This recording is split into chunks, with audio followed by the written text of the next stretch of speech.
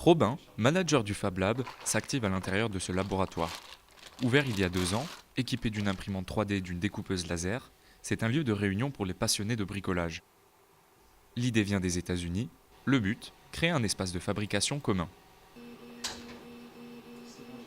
Pour commencer, c'est la contraction en anglais de laboratoire de fabrication. Donc c'est un lieu où on va retrouver des machines à commande numérique, comme les imprimantes 3D.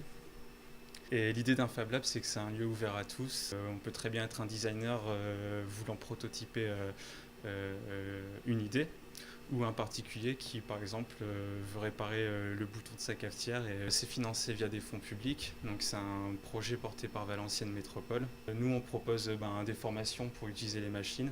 Donc ça, c'est une première chose. Et ensuite, l'utilisation en autonomie, que ce soit en demi-journée, en journée ou des formules au mois. Étudiants, entrepreneurs ou encore créateurs, cet univers collaboratif réunit les esprits et voit naître une multitude de projets portés par des gens au profil très différents. Pour le Fab Lab, là on a plus des personnes qui viennent utiliser donc des machines, qui ne cherchent pas forcément un lieu de concentration, mais un lieu de fabrication. Le côté pratique, sympa aussi, c'est ce que nous disent les gens, il y a une facilité d'accès et puis les tarifs sont quand même intéressants.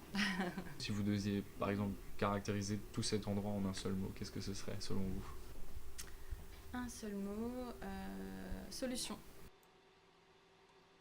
Depuis 2012, on assiste à une floraison de Fab Lab sur le territoire français.